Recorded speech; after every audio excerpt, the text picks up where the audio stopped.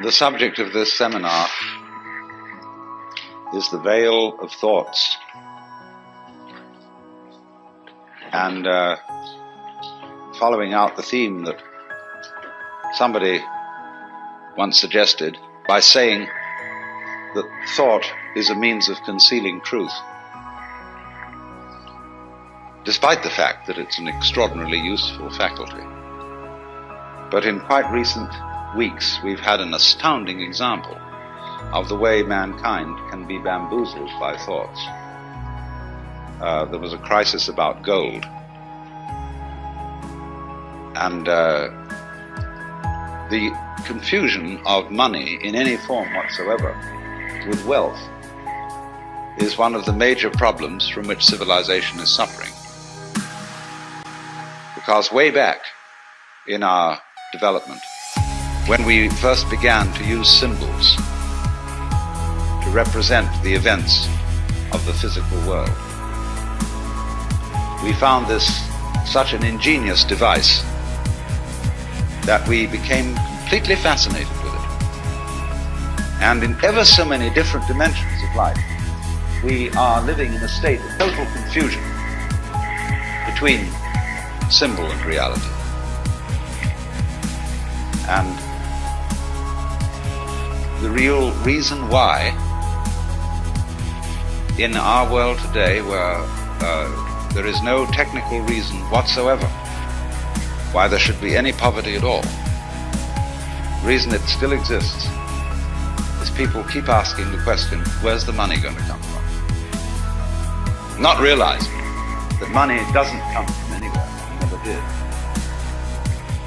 Except if you thought it was gold. And then, of course, if to increase the supply of gold, use that to finance all the world's commerce, prosperity would depend not upon finding new processes for growing food in vast quantities, or getting nutrition out of the ocean, or getting water from atomic energy. No, it depends on discovering a new gold mine. And you can see what a nonsensical state of affairs that is. Because when gold is used for money, it becomes, in fact, useless. Gold is very useful metal for filling teeth, making jewelry, and maybe covering the dome of the Capitol in Washington. But the moment it is locked up in vaults in the form of ingots, it becomes completely useless. It becomes a false security, something that people cling to, like an idol, like a belief in some kind of big daddy, oh God, with whiskers, who lives above the clouds. And all that kind of thing diverts our attention from reality. We go through all sorts of weird rituals and get in the symbol, in other words, gets in the way of practical life. So it was, you remember the Great Depression. I expect a number of you here looking around are old enough to remember the Great Depression. When one day everybody was doing business and things were going along pretty well, and the next day there were bread lines. It was like someone came to work and they said to him, "Sorry, chum, but you can't build today. No building can go on. We don't have enough inches." He said, "What do you mean we don't have enough inches? We got wood, haven't we? We got metal, we even got tape measures." He said, "Yeah, but you don't understand the business world. We just haven't got enough inches, just plain inches.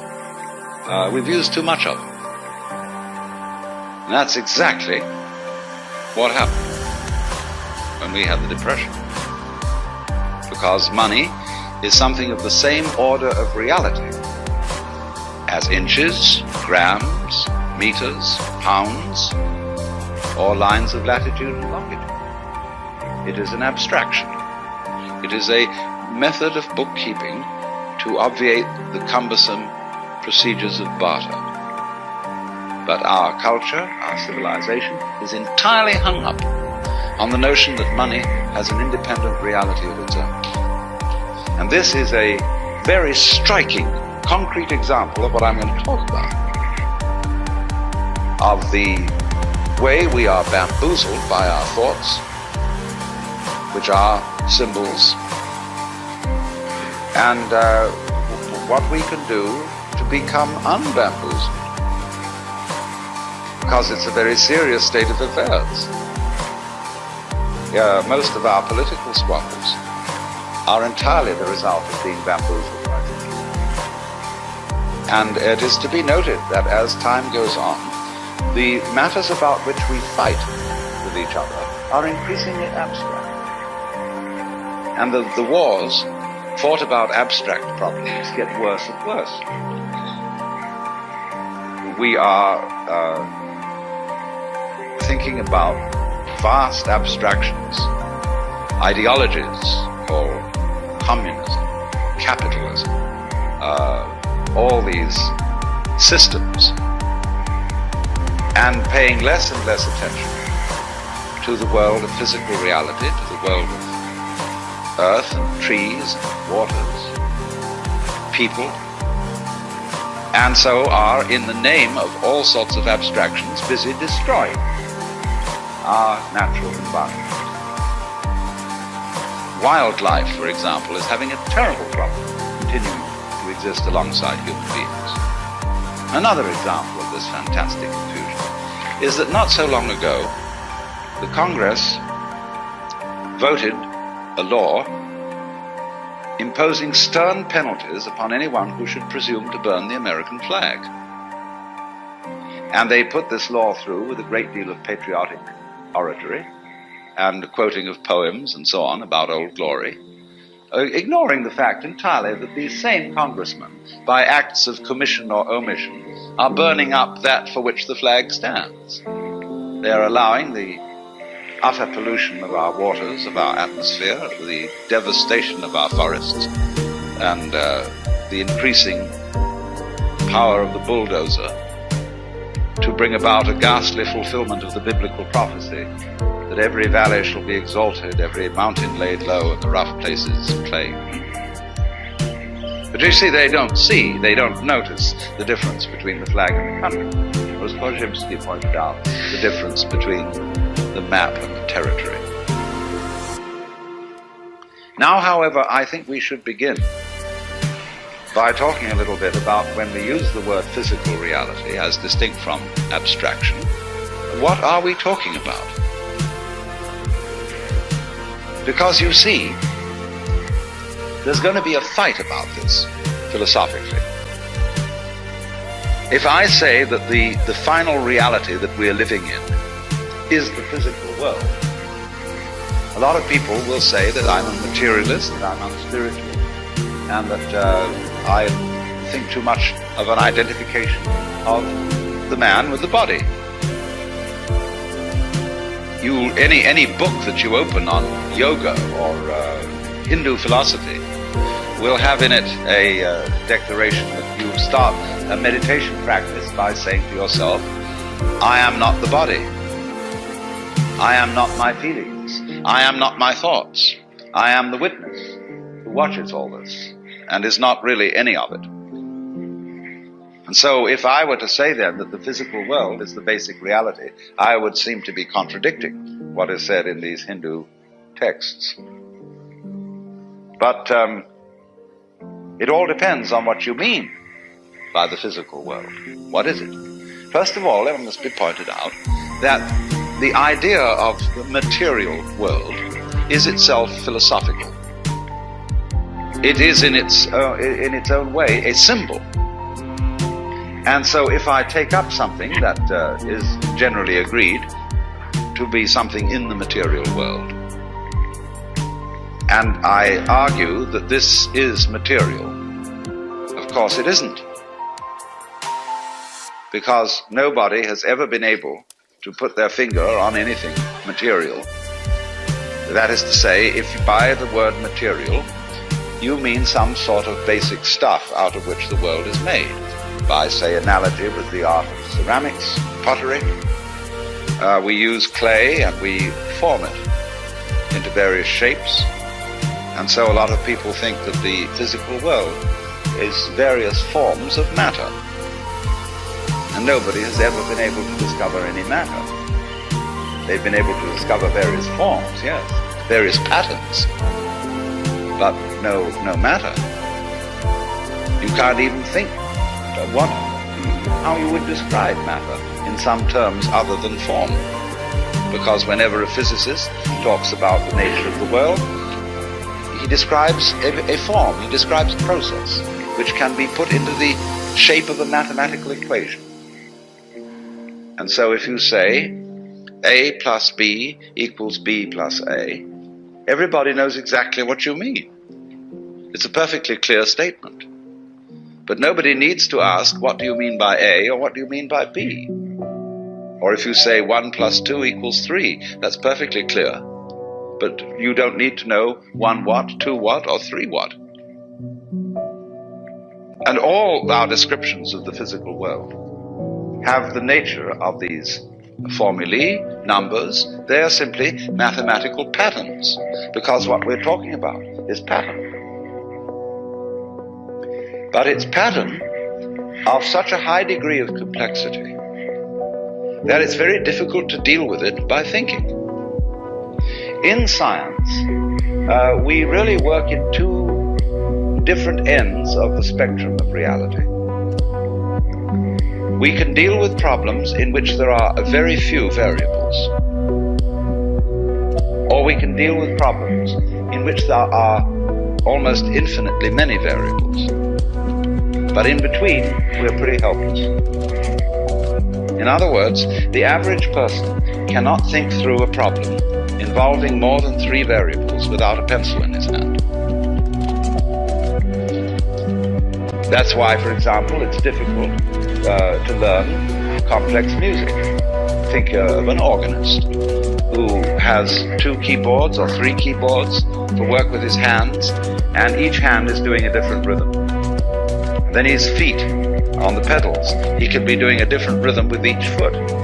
Now that's a difficult thing for people to learn to do. Just like to rub your stomach and a circle and pat your head at the same time takes a little skill. Now, most problems with which we deal in everyday life involve far more than 3 variables. And we are really incapable of thinking about them. Actually, the way we think about most of our problems is simply going through the motions of thinking. We don't really think about them. We do most of our decision making by hunch. You can collect data about a decision that you have to make, but the data that you collect has the same sort of relation to the actual processes involved in this decision as a skeleton to a living body. It's just the bones. And there are all sorts of entirely unpredictable possibilities involved in every decision. And you don't really think about it at all. The truth of the matter is that we are as successful as we are, which is surprising, the degree to which we are successful in conducting our everyday practical lives, because our brains do the thinking for us in an entirely unconscious way. The brain is far more complex than any computer. The brain is, in fact, the most complex known object in the universe, because our neurologists don't understand it. They have a very primitive conception of the brain and admit it. And therefore, if we do not understand our own brains, that simply shows that our brains are a great deal more intelligent than we are. Meaning by we, the thing that we have identified ourselves with. Instead of being sensible and identifying ourselves with our brains, we identify ourselves with a very small operation of the brain, which is the faculty of conscious attention, which is a sort of radar that we have that scans the environment for unusual features. And we think we are that, and we are nothing of the kind. That's just a little trick we do. So actually, our brain is analyzing all sensory input all the time. analyzing all the things you don't notice, don't think about, don't have even names for. And so it is this marvelous complex goings-on which is responsible for our being able to adapt ourselves intelligently to the rest of the physical world. The brain is furthermore an operation of the physical world. But now you see, though, we get back to this question. Physical world. This is a concept. This is simply an idea. And if you want to ask me to differentiate between the physical and the spiritual, I will not put the spiritual in the same class as the abstract. But most people do. They think that 1 + 2 = 3 is a proposition of a more spiritual nature than, say, for example, a tomato. But I think a tomato is a lot more spiritual than 1 + 2 = 3. This is where we really get to the point. That's why in Zen Buddhism, when people ask what is the fundamental principle of Buddhism, we could very well answer a tomato. Because look how, when you examine the material world, how diaphanous it is.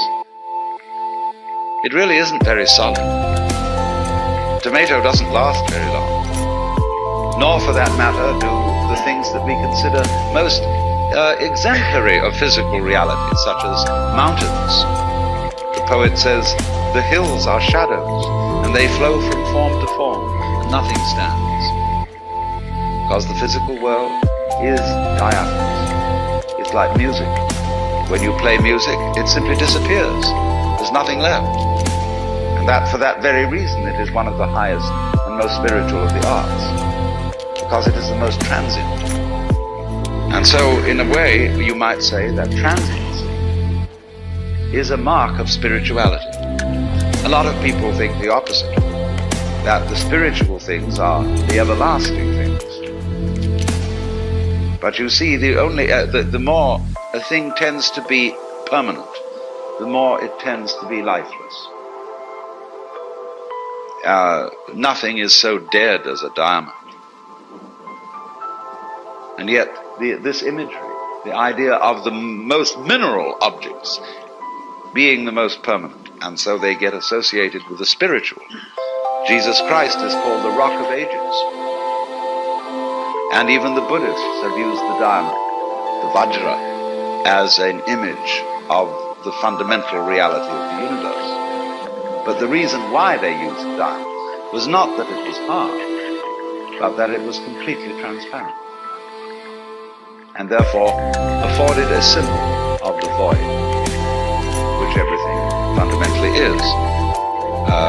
Not meaning that there simply is nothing there, but the void means that you cannot get any idea which will sufficiently define physical reality. Every idea will be wrong, and in that sense it will be void. So then, the physical world, we can't even find any stuff out of which it's made. We can only recognize each other. I say, well, I realize I met you before and that I see you again. But the thing that I recognize is not anything really except a consistent pattern. Let's suppose I have a rope, and this rope begins by being manila rope. Then it goes on by being cotton rope. Then it goes on with being nylon. Then it goes on with being silk. So I tie a knot in the rope. And I move the knot down along the rope. Now, is it as it moves along the same knot or a different knot? We would say it was the same because you recognize the pattern of the knot. But at one point it's manila, at another point it's cotton, at another point it's nylon, and another it's silk. And that's just like us. We are recognized by the fact that one day you face the same way as you did the day before. And people recognize your facing. So they say that's John Doe or Mary Smith. But actually the contents of your face, whatever they may be, the water, the carbons, the chemicals, are changing all the time. You're like a whirlpool in a stream. The stream is doing this consistent whirlpooling, and we always recognize, like at the Niagara, the whirlpool is one of the sights. But the water is always moving on. And we are just like that, and everything is like that. So there's nothing in the physical world that is what you might call substantial. It's pattern. And this is why it's so spiritual. To be non-spiritual is not to see that. In other words, it is to impose upon the physical world the idea of thingness, of substantiality. That is to be, in the sense that the Hindus use it, that is to be involved in matter, to identify with the body. To believe, in other words, that the body is something constant, something tangible. The body is really very intangible. You cannot pin it down. It's all falling apart furthermore. And we're aging, getting older, and so therefore if you cling to the body, you will be frustrated. So the whole point is that the material world, the world of nature, is marvelous, so long as you don't try to lean on it, so long as you don't cling to it. And if you don't cling to it, you can have a wonderful time. Let's take for a very controversial issue. All spiritual people are generally against lovemaking. Ramakrishna used to speak about the evils of woman and gold. I've already demonstrated the evils of gold. But what about the evils of woman? In my point of view, yes, women can be a source of evil if you attempt to possess them. I mean, if you can say of another person, I love you so much I want to own you, and really tie you down and call you, well, it's like that poem of Ogden Nash, where someone claimed that he loved his wife so much that he climbed a mountain and named it after her. Called it Mount Mrs. Oswald Tregennis.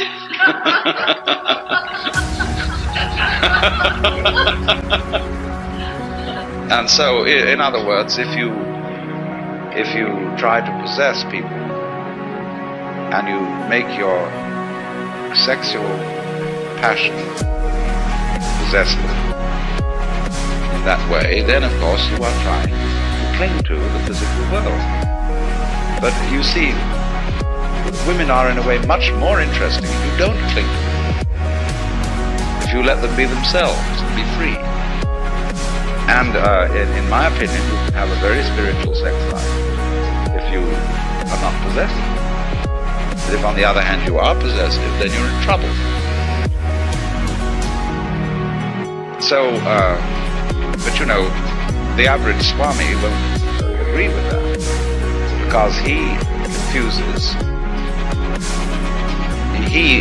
By thinking that the body that I touch is something evil, he's hung up with it. It's like the story of the two Zen monks who were crossing the river. And it was the ford was very deep because of the flood.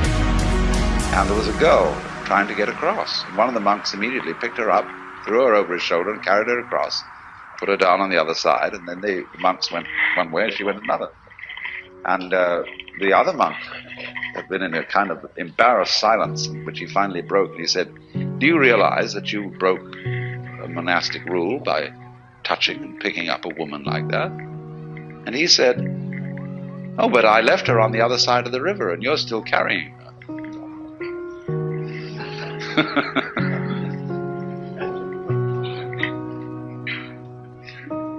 That even you can find this to some extent in some rather irritable Saint Paul,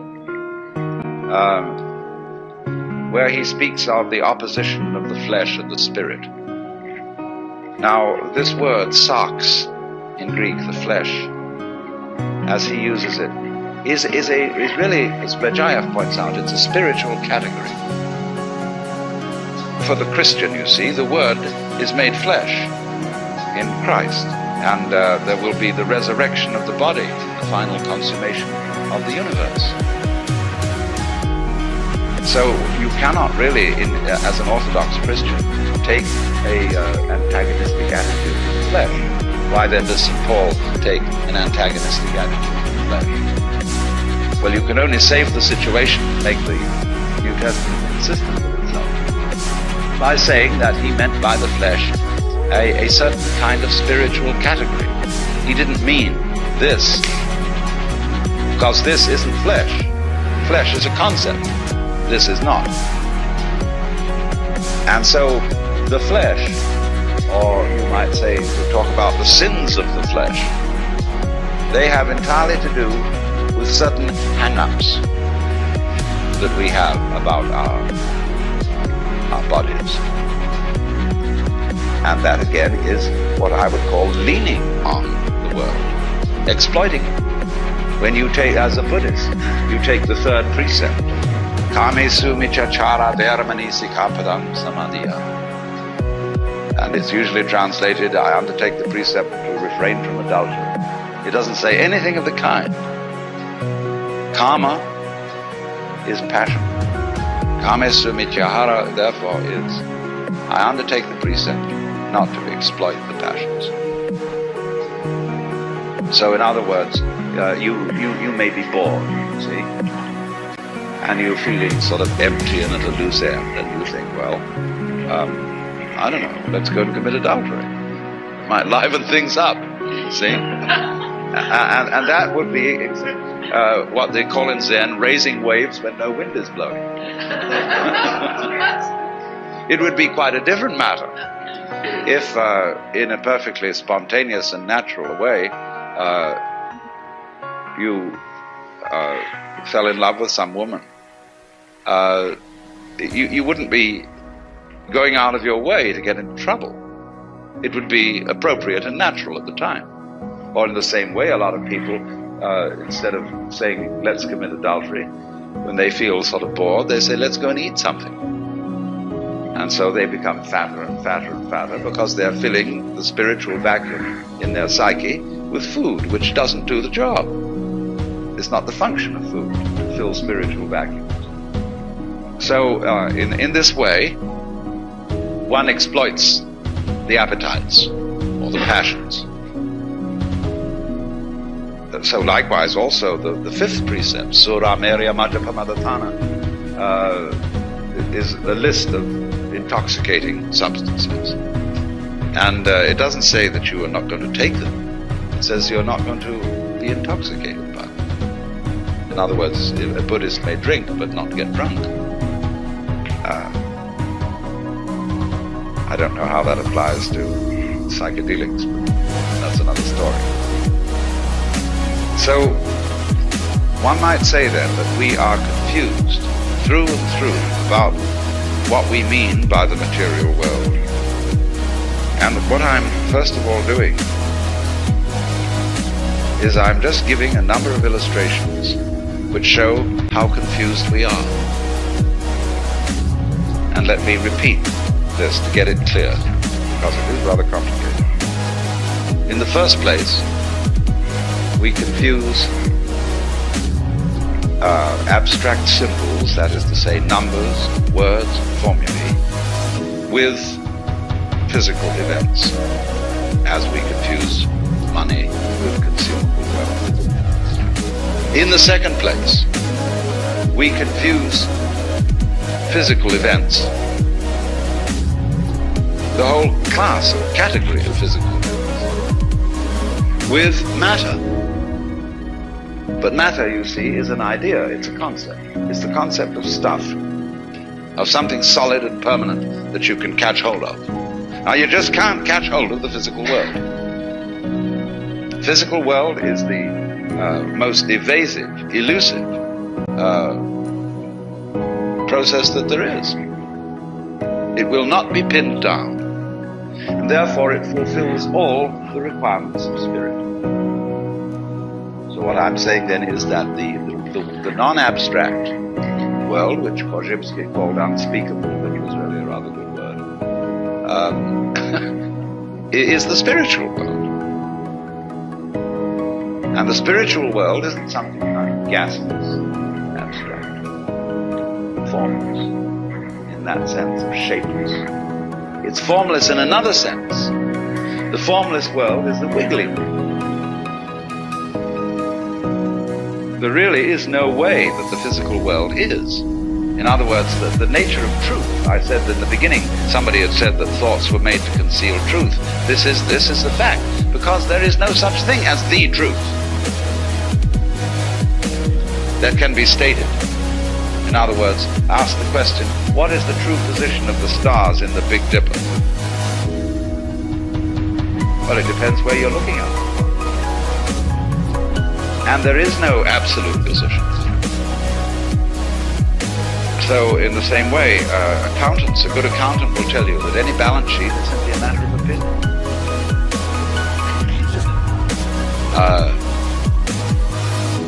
There's no such thing as the true state of affairs, others of business. But we're all hooked on the idea that there is, you see, an external, objective world, which is a certain way. And that it really is that way. History, for example, is a matter of opinion. History is an art, not a science. It's something constructed, which is accepted as a more or less satisfactory explanation of events, which, as a matter of fact, don't have an explanation at all. Most of what happens in history is completely irrational. But people always have to feel that they've got to find a meaning. For example, you get sick, and you've lived a very good life, and you've been helpful to other people and done all sorts of nice things. Then you get cancer. And you say to the clergyman, why did this have to happen to me? And you're looking for an explanation, and there isn't one. It just happened that way. But people feel if they can't find an explanation, they feel very, very insecure. Why? Because they haven't been able to straighten things out. The world is not that way. So the truth, in other words, what is going on, is of course a lot of wiggles. But the way it is always in relation to the way you are. In other words, however hard I hit a skinless drum, it will make no noise. Because noise is a relationship between a fist and a skin. So in exactly the same way, light is a relationship between electrical energy and eyeballs. It is you, in other words, who evoke the world, and you evoke the world in accordance with what kind of a you are, what kind of an organism. One organism evokes one world, another organism evokes another world. And so everything, reality is a kind of relationship. So once one gets rid of the idea of the truth as some way the world is in a fixed sense, say it is that way, see? Then you get to another idea of the truth altogether. The idea, the truth that cannot be stated, the truth that cannot be pinned down. And then that is the kind of truth that is God. When we speak of God as the reality that exceeds all thoughts, that surpasses all definitions, that is infinite, unbounded, eternal, immeasurable in terms of time. That's what we're talking about. We're not talking about a gaseous vertebrate or a huge, vast void without any wiggles in it. All gas. We put it another way altogether. The truth that cannot be pinned.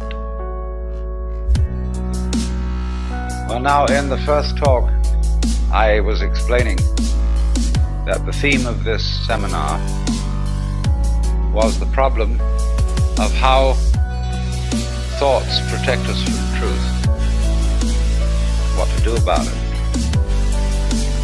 showing various ways in which the symbolizing process, which we call thinking, the use of signs, words, symbols, numbers to represent what's going on in the external world or the world of nature, leads us into a curious confusion that we confuse the symbolic process with the actual world. And the temptation to do this arises from the extraordinary relative success that we have had in controlling the world of nature with the power of thought. But I don't know if it's ever struck you that we really don't know whether we have successfully controlled it or not. It could be argued, a very strong case could be made, that the entire intellectual venture of civilization has been a ghastly mistake, and that we are now on a collision course, and that all the vaunted benefits of intelligence, technology, and all that is simply going to draw the human race to an extremely swift conclusion. Of course, that might not be a bad thing. I've sometimes speculated on the idea that all stars have been created out of planets, and that these planets developed high civilizations which eventually understood the secrets of nuclear energy and naturally blew themselves up.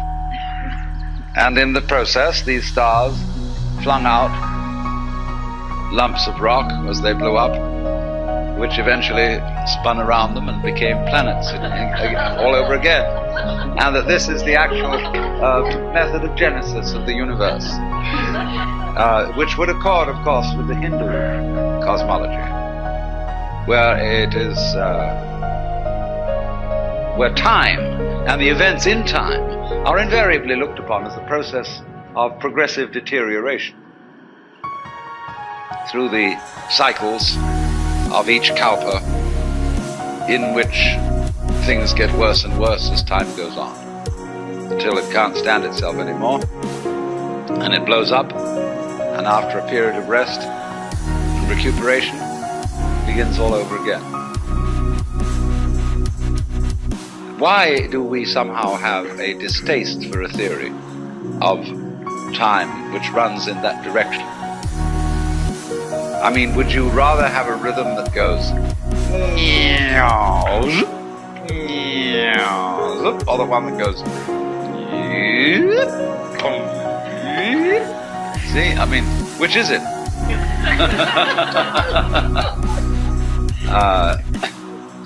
Or do you want one that's going up always? You see, always getting better. You can't even imagine such a state of affairs, because you know it's relative. As you succeed in life, you simply well, there was a communist, a Russian philosopher who accused the communists in their various 5-year plans and progressive notions, wherein people were always preparing for tomorrow, of converting all human beings into caryatids. Now, you know, a caryatid is a pillar shaped in a human form which supports a roof. And he said, you are turning all men into caryatids to support a stage upon which others will dance. But of course, you know they never will. You have one row of caryatids supporting a floor. Very soon your children are the next row of caryatids supporting another floor, so that it gets higher and higher. But we don't really know where we began, and we're always in the same place. Always hoping, always thinking that the next time will be it. And this, of course, is an eternal illusion. It's much better. Actually, one would be much happier to think that the future is simply deteriorating. I can explain that very simply. Human beings are largely engaged in wasting enormous amounts of psychic energy in attempting to do things that are quite impossible. You know, as the proverb says, you can't lift yourself up by your own bootstraps. But recently, I've heard a lot of references in just general reading and listening where people say, we've got to lift ourselves up by our own bootstraps. And you can't. And you can struggle and tug and pull till you're blue in the face and nothing happens except that you've exhausted yourself.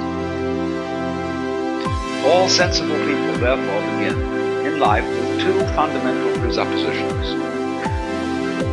You are not going to improve the world, and you are not going to improve yourself.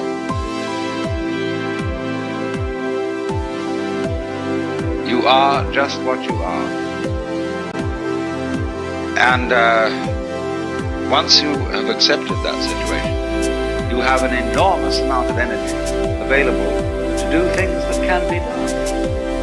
And everybody else looking at you from an external point of view will say, my God, how much so-and-so has improved.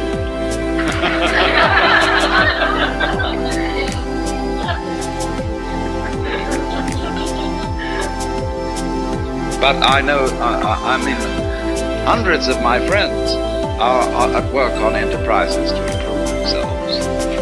By one religion or another, one therapy or another, this system, that system, and I'm desperately trying to free people. And I suppose that makes me a messiah of some kind. But the thing is that you can't do it. One very simple reason, which I think most of you are by now familiar with, is that the part of you which is supposed to improve you is exactly the same as that part of you which needs to be improved. In other words, there isn't any real distinction between bad me and good I, between the higher self, which is spiritual, and the lower self, which is animal. It's all of a piece. You are this organism, this integrated, fascinating energy pattern. And as Archimedes said, give me a fulcrum and I will move the earth, but there isn't one. It's like, you know, betting on the future of the human race. If I were really smart, I would lay a bet that the human race will destroy itself, because in practical politics one realizes that nothing is going to work out right. No candidate I've ever voted for ever won the election. So, but the trouble is, there's nowhere to place the bet. And so, since I can't place the bet anywhere, I'm involved in the world and must perforce try to see that it doesn't blow itself to pieces. But the thing, I once had a terrible argument with Margaret Mead. She was holding forth one evening on the absolute horror of the atomic bomb, and how everybody should immediately spring into action and abolish it. But she was getting so furious about it that I said to her, you know, you scare me, because I think you're the kind of person who will push the button in order to get rid of the other people who were going to push it first. And she told me that I had no love for my future generations, no responsibility for my children, that I was a phony Swami who believed in retreating from facts. But I maintained my position. Robert Oppenheimer, a little while before he died, said that it's perfectly obvious that the whole world is going to hell. The only possible chance that it might not is that we do not attempt to prevent it from doing so. Because you see, all the troubles going on in the world now are being supervised by people with very good intentions. Their attempts to keep things in order, clean things up, to forbid this and prevent that possible horrendous damage. And the more we try, you see, to put everything to rights, the more we make fantastic mistakes. And it gets worse. And maybe that's the way it's got to be. Maybe I shouldn't say anything at all about the folly of trying to put things to rights. but simply on the principle of Blake, let the fool persist in his folly so that he will become wise. This is an argument against all kinds of do-gooding. In other words, what I'm saying is, don't take me too seriously. I'm pitching a case for the fact that the civilization has been a mistake. That it would be much better to leave everything alone. That the wild animals are wiser than we, in that they, putting it in our crude and not very exact language, they just follow their instincts. And if a moth mistakes a flame for the signal on which it gets a mating call and flies into the flame, so what? That just keeps the moth population down. And the moth doesn't worry. It doesn't go buzzing around in a state of anxiety, wondering whether this sex call is the real thing or just a flame. It doesn't think consciously about the future. At least we suppose this is so. Maybe it does, but we suppose that it doesn't. And therefore it isn't troubled. But the species of moths goes on and on and on. And so far as we know, it's been around for an incredibly long time, and maybe even longer than we have. Bees, ants, creatures of this kind, they have long since escaped from history, so far as we can see. In other words, they live a settled existence, which you might consider rather boring, because it doesn't have constant change in the way that we do. They live the same rhythm again and again and again and again, but because they don't bother to remember it consciously, it never gets boring. And because they don't bother to predict, they're never in a state of anxiety. And yet they survive. Now we, who look before and after, as Emerson says, and predict, and are always concerned whether this generation is going to be better or worse than the one that came before, we are tormented. And we just don't realize, because of this tremendous preoccupation with time, we don't realize how beautiful we are, in spite of ourselves. Because you see, the conscious radar is a troubleshooter. It's always on the watch out for variations in the environment which may bring about disaster. And so our consciousness is from one day's end to another entirely preoccupied with time and with planning and with what has been and with what will be. And since troubleshooting is its function, we then get the general feeling that man is born to trouble. And we ignore in this preoccupation with conscious attention how marvelously we get on. How, for most of the time, our physical organs are in a fantastically harmonious relationship. How our body relates by all sorts of unconscious responses to the physical environment. So that if you became aware of all the adjustment processes that are being managed spontaneously and subconsciously by your organism, you would find yourself in the middle of great music. And of course this occasionally happens. Well, the mystical experience is nothing other than becoming aware of your true physical relationship to the universe. And you're amazed, thunderstruck by the feeling that underneath everything that goes on in this world, the fundamental thing is a state of unbelievable bliss. Well, why not? Why else would there be anything happening?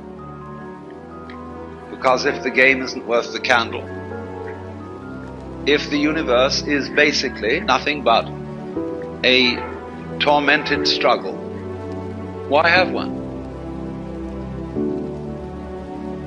Hasn't it ever struck you that it would be much simpler not to have any existence. It would require no effort. There would be no problems. So why is there anything going on? Let me say not why, but how is there anything going on? Because if it's all fundamentally a drag, I just don't see any reason for its being. Everything would have committed suicide long ago and to be at rest. Abu Ben Adhem, may his tribe decrease, by cautious birth control and be at peace.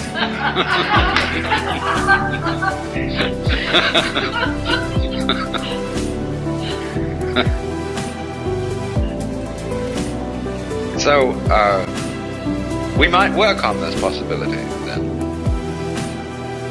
That civilization is a mistake, and that we've taken completely the wrong track. We should have left things to nature, as it were. And of course this is the same problem that is brought up in the book of Genesis. Actually, the fall of man in Genesis is his venture into technology. Because in the Bible, the Hebrew words for the knowledge of good and evil are connected with techniques. What is technically expeditious and what is not. Words connected with actually metallurgy. And to be as God, you see, when you eat of the fruit of the tree of knowledge and you become as God, means you think you're going to control your own life. And God says, okay, baby, you wanted to be God, you try it.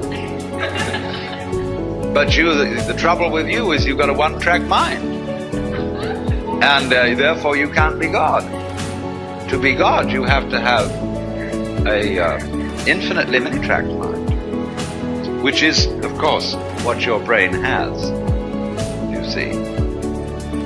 The brain is infinitely many-tracked, but consciousness is not, it's one-tracked. As we say, you can only think of one thing at a time. And you cannot take charge of the universe with that kind of a consciousness, because there's too much of it. As I explained before, too many variables. And our science can take care of a few variables, or of an enormous number of variables, as in quantum mechanics, by statistical methods. As we can use statistical methods to predict that most people will live to be 65 years old, at least, but we cannot say of any given individual whether he will live to 65 or not. That's what we wanted to know. But the problem is that the variables on each individual are too complicated. And we have not yet, you see, developed a science which can deal with, say, 50, 100, or 500 variable systems. It's too complicated to think about. The computers are going to help us. But as yet, we're either on the low number or the extremely high number. And these are outside the range of the problems with which we're really concerned. That's why, for example, a lot of people have taken to using the I Ching, the Book of Changes. Because if you're tossing a coin to make your decisions, and everybody does fundamentally make their decision by tossing coins, it's better to have a 64-sided coin than a 2-sided coin. The I Ching gives you 64 possibilities of approach to any given decision instead of just 2. Yes or no. It's based on yes or no, because it's based on the yang and the yin. But in the same way that computers, digital computers, use a number system which consists only of the figures 0 and 1, out of which you can construct any number. And this was invented by Leibniz, who got it from the Book of Changes. It's amazing how this book is somehow always with us. But this then is a way of helping your own multivariable brain arrive at decisions, cooperating with your own mind. Because then again, after you've tossed your 64-sided coin, the oracle that you read that explains each particular hexagram in the Book of Changes is a sort of Rorschach blot. It is very laconic remarks into which everybody reads just exactly what they want to read. But that helps you make a decision by the fact that you don't really have to accept responsibility for it. See, then you can say, it told me. I consulted the oracle. Same way when you go to a guru. You say, my guru is very wise. He has instructed me to do this, that, and the other. But it was you who decided on this guru. How did you know he was a good one? See, you gave him his authority because you picked him out. It always comes back to you. But we like to pretend it doesn't. But the thing is that oneself is certainly not the stream of consciousness. Oneself is everything that goes on underneath that, and of which the stream of consciousness is a mere, well, it has about the same relation to oneself as the bookkeeping does to a business. And if you're selling grocery, there's very little resemblance between your books and what you move over your shelves and counters. There's just a record of it. That's what our consciousness keeps. Now, supposing then we work with the argument that we've made an awful mistake in bringing out civilization, and we're not going to survive. Now, there are various things that can be said about this. Just as I made the joke that all stars used to be planets, one could say, well, is it such a good thing to survive? You know T.S. Eliot's Wasteland, where it says, this is the way the world ends, not with a bang but a whimper. Some people would rather end with a bang. Some people are stingy, and they like to burn up their fire very gradually, conserving the fuel, and just keep enough heat going so that they get a long time. Other people prefer a kind of a potlatch situation, where they have a huge whiz-bang fire that goes out in a hurry. Now, who is right? Do you want to be a tortoise? You know, a tortoise that lives for hundreds of years, but drags itself around all the time, very slow, solemn. Or would you rather be some little hummingbird? Yeah, hummingbird, that's the thing. See, that dances and lives at a terrific pace. Well, you can't say one is right and the other's wrong. And so there may be nothing wrong with the idea of a world, a civilization, a culture that lives at a terrific increasing pace of change and then explodes. That may be perfectly okay. My point is that if we could reconcile ourselves to the notion that that is perfectly okay, then we would be less inclined to push that button. It's the anxiety.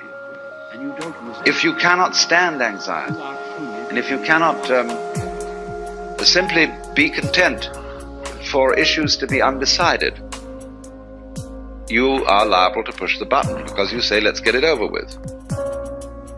People who have trouble with the law and are manipulating the courts in one way or another always learn to delay everything, put it off, introduce legal red tape, manage to, like Ralph Ginsburg, who's been in trouble because of the Eros magazine, He's got a very smart attorney who simply, although the case has gone to the Supreme Court, he's simply mumbling away and putting up all sorts of things so that he keeps Ralph out of jail. And that's life. Life is simply a way of postponing death. And that's what we have to do. So then, let's say, well, civilization wasn't really a mistake. It was just as natural as anything else. A being that exists under conditions of illusion, that imagines that it's controlling its own destiny, that thinks it's capable of improving itself, and by virtue of this illusion destroys itself rapidly in an interesting way. You see? Let's suppose that's what we are. But you still come back to the point that you are spending an enormous amount of energy in doing things that can't be done. That is to say, tugging at the bootstraps. And if you find this frustrating, if you really don't like it, you don't have to do it. You can stop. And the paradox is that when you stop, you become happier and more energetic. People always wondered about the Calvinists, because Calvinists believed that from the beginning of time, God had foreordained who was to be saved and who was to be damned. And you have no choice. Predestination. Therefore, the logical assumption would be that people who believed in predestination would be laissez-faire. They'll just sit and wait. There's nothing we can do about it. But Calvinists were quite other than that. They were very energetic people, too energetic. Very vigorously moral. They gave us the Protestant ethic.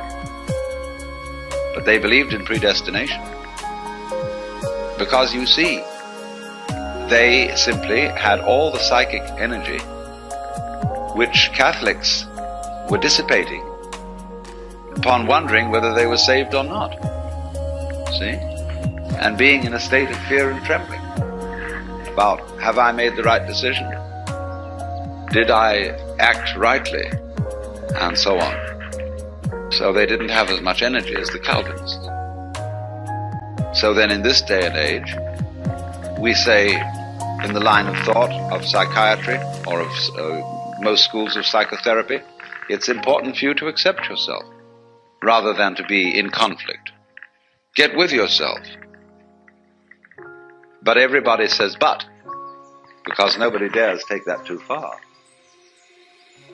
There's always a little bit of reservation on the end of it. It's like, I've never heard a preacher to this day give a sermon on the passage in the Sermon on the Mount, which begins, be not anxious for the morrow. They do occasionally refer to it and say, well, that's all very well for Jesus. But the actual putting into practice of this, nobody will agree with. They say it's not practical to not give a damn about how you're going to provide for the next day's meals and all that sort of thing. But it is practical. It's much more practical than what we're doing. If you mean by practical that it has survival value. Only, I want to point out that this is a kind of a two-step way. You see, the first step is not being anxious for the morrow. Not dreaming for one moment that you can change anything or improve anything. Which of you, by being anxious, can add 1 cubit to his stature? You see? But this, just like the belief in predestination, has an unexpected consequence. Namely, the making of the energy available.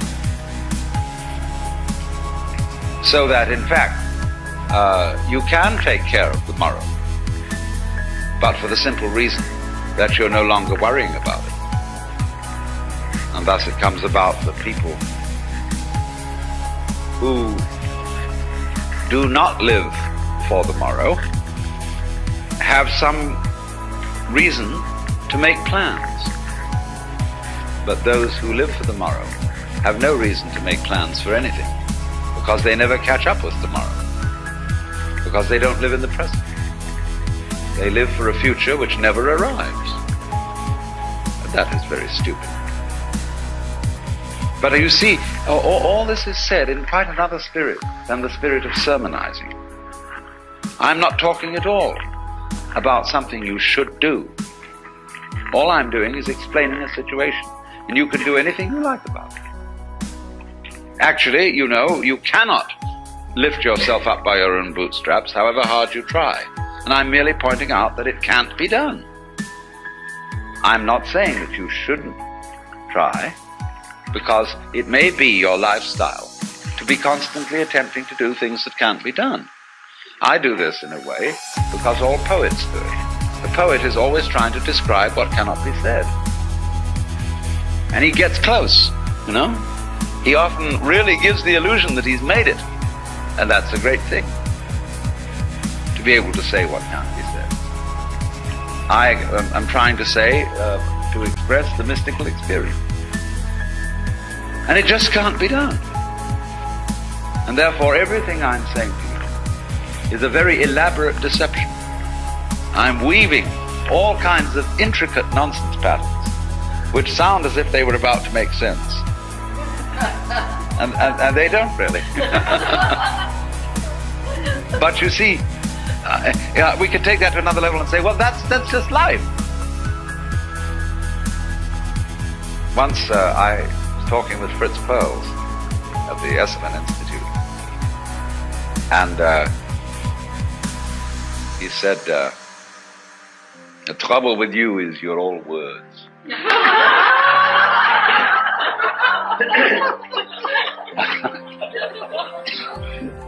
Why don't you practice what you preach?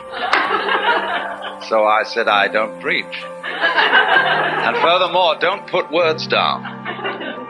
Because the patterns that people make with words are just like the patterns of ferns or of remarks on seashells. They are a dance, and they're just as much a legitimate form of life as flowers. He said, you're impossible.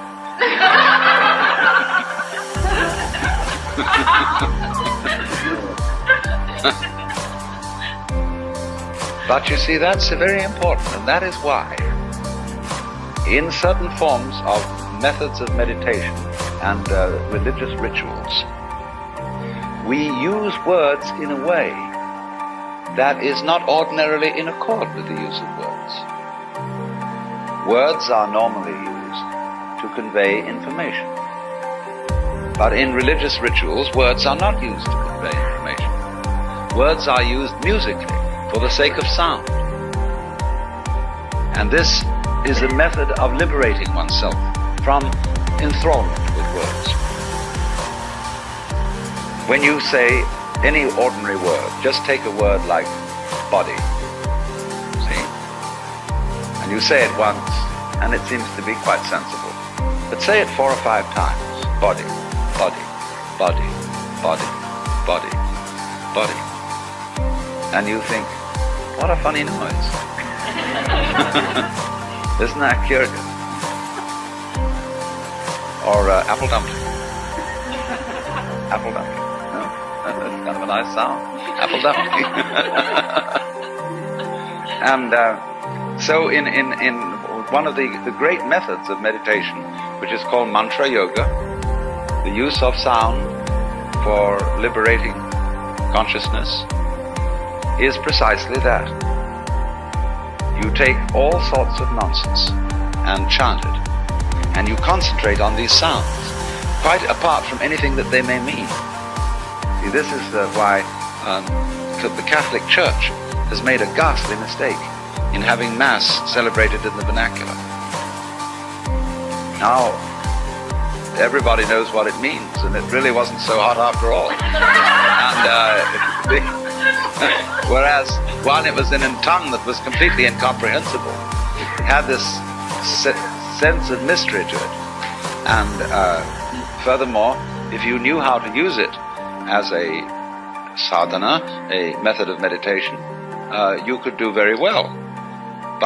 All monks were trained when they recited the divine office. They would explain to a novice, don't think about the meaning of the words. Just say the words with your mouth and keep your consciousness on the presence of God. They used it that way, see? So, it's a very good thing then, to use words in this way, to overcome slavery to words. I've just written a book of nonsense ditties, which are to be used in this way, to get the rhythm going, which is an incantation, which is a way of getting beyond the bondage of thought. Because you see, you cannot think without words. You can use numbers and do things like that, but if you preoccupy your consciousness with meaningless words, that very simply stops you from thinking.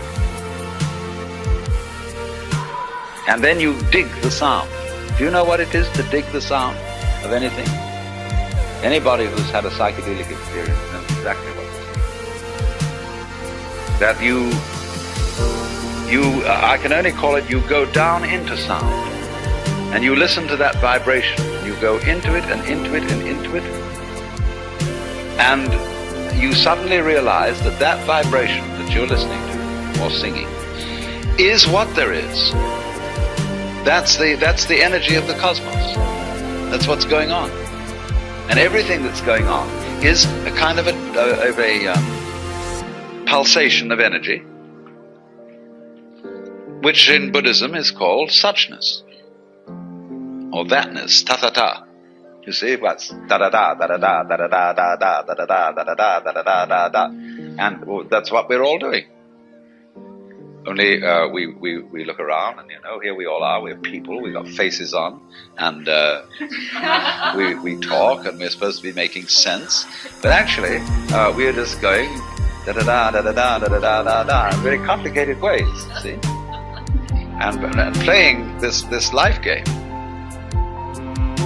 And the thing is that if we don't get with it, it passes us by. That's all right. You can miss the bus. It's your privilege. You see? But it really is a great deal to go with the dance and know that that's what you're doing. Instead of agonizing about the whole